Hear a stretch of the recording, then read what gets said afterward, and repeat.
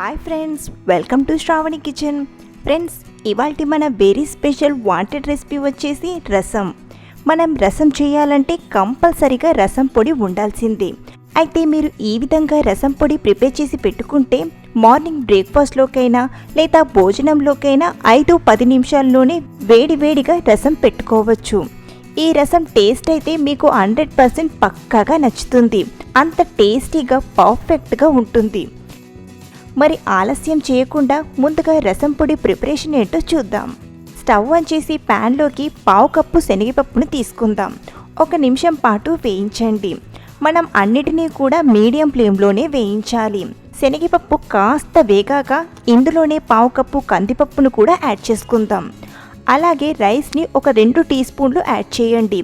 Rice add చేయడం వలన రసం అనేది మరీ పలచగా ఉండకుండా కాస్త చిక్కగా రెడీ అవుతుంది. ఇవన్నీ బాగా వేగాక ఒక ప్లేట్లోకి తీసుకుని పక్కన పెట్టండి. ఇదే ప్యాన్లోకి 1 టీ స్పూన్ మెంతులు, 2 టీ స్పూన్ల మిరియాలు, 2 టీ స్పూన్ల జీలకర్ర వేసి వేయించుకుందాం. మీరు కావాలంటే అన్నిటినీ కూడా సపరేట్గా వేయించవచ్చు. ఇక్కడ మీకు టైం సేవ్ అయ్యేలా వేయించే విధానాన్ని చూపిస్తున్నాను. ఇవి కూడా బాగా వేగి మంచి కలర్లోకి వచ్చాక మనం ఫస్ట్ తీసుకున్న ప్లేట్లోకి తీసుకుందాం. ఇప్పుడు 1/2 కప్పు ధనియాలను వేసి వేయించండి.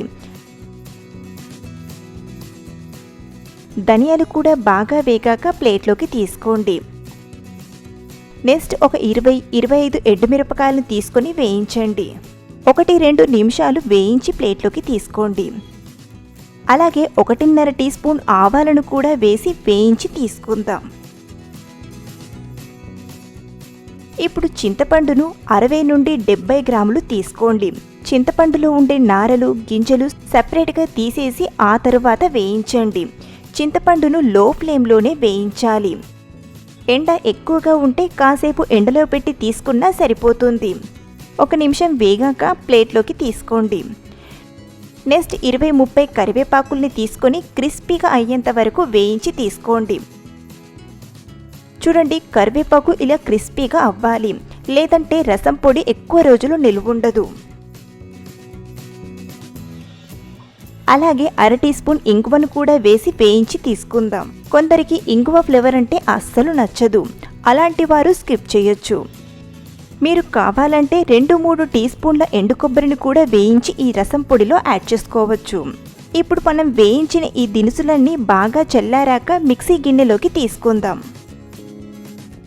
ఇందులోనే 1/2 టీ స్పూన్ పసుపు, 20-30 వెల్లుల్లి రెబ్బలు, రుచికి సరిపడా ఉప్పు వేసి మెత్తని పొడిలా గ్రైండ్ చేయండి. మీరు ఒకేసారి గ్రైండ్ చేయకుండా మధ్య మధ్యలో మిక్సీని ఆపుతూ ఈవెన్గా కలుపుతూ బాగా గ్రైండ్ చేయండి, లేదంటే రసం పొడి ముద్ద కట్టేస్తుంది.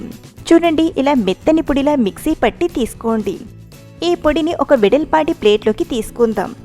ఈ పొడి మొత్తం కూడా బాగా చల్లారాక స్టోర్ చేసి పెట్టుకుంటే 5 నుండి 6 నెలల వరకు వస్తుంది. అయితే ఇలా తయారు చేసిన రసం పొడితో ఏ విధంగా రసం పెడితే సూపర్ టేస్టీగా కుదురుతుందో ఇప్పుడు చూద్దాం. ముందుగా మిక్సీ జార్లోకి 3 కట్ చేసిన టమాటాలను తీసుకొని గ్రైండ్ చేయండి. మీరు స్మూత్గా గ్రైండ్ చేయొచ్చు, లేదా కాస్త బరకగా ఇలా కోర్స్లా గ్రైండ్ చేసిన టేస్టీగానే ఉంటుంది. స్టవ్ ఆన్ చేసి గిన్నెలోకి 1-2 టీ స్పూన్ల ఆయిల్ని తీసుకుని వేడి చేయండి. ఇందులోనే సన్నగా తరిగిన ఉల్లిపాయలను వేసి 2 నిమిషాలు వేయించండి. ఇలా ఫ్రై అయ్యాక ఇందులోనే గ్రైండ్ చేసిన టమాటా ప్యూరీని యాడ్ చేసుకుందాం. మరో 2-3 నిమిషాలు బాగా ఫ్రై చేయండి. చూడండి, ఇలా కాస్త ఫ్రై అయితే సరిపోతుంది. ఇందులోనే 2-3 టీ స్పూన్ల రసం పొడిని వేసి బాగా కలపండి. ఇప్పుడు 2 నుండి 2.5 కప్పుల వాటర్ని యాడ్ చేసుకుందాం. కన్సిస్టెన్సీ అనేది ఇలా ఉండాలి. ఇప్పుడు ఈ రసాన్ని 5-6 నిమిషాలు బాగా మరగబెట్టండి. చూడండి, రసం బాగా మసిలి ఆల్మోస్ట్ రెడీ అయిపోయింది. ఇందులో కొద్దిగా కొత్తిమీర తరుగును వేసి కలపండి. ఇప్పుడు ఈ రసంలోకి పోపుడు ప్రిపేర్ చేద్దాం. పోపు గిన్నెలోకి 2 టీ స్పూన్ల ఆయిల్ని తీసుకుని వేడి చేయండి. 1/2 టీ స్పూన్ ఆవాలు, 1/2 టీ స్పూన్ జీలకర్ర, 7-8 కచ్చాపచ్చగా దంచిన వెల్లుల్లి ముద్దను వేసి ఫ్రై చేయండి. అలాగే 2 ఎండుమిరపకాయలను కూడా వేసి ఫ్రై చేయండి. కొన్ని కరివేపాకులు వేసి పోపంతా కూడా బాగా ఫ్రై చేయండి. పోపు బాగా ఫ్రై అయ్యాక రసంలోకి యాడ్ చేసుకుందాం. ఒకసారి బాగా కలిపి మూత పెట్టి 1 నిమిషం అలా వదిలేయండి.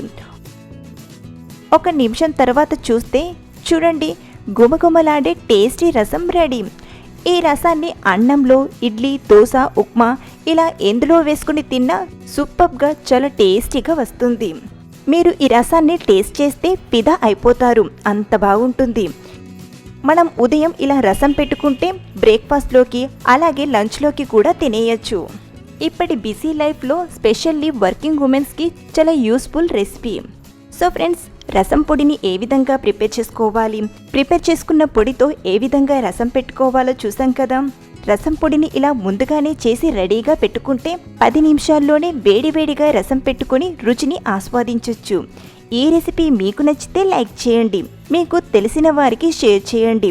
అలాగే మరిన్ని వెరైటీ రెసిపీస్ కోసం ఈ ఛానల్ని సబ్స్క్రైబ్ చేయండి. పక్కనే ఉన్న బెల్ ఐకాన్ని ప్రెస్ చేయడం మర్చిపోవద్దు. Thank you for watching.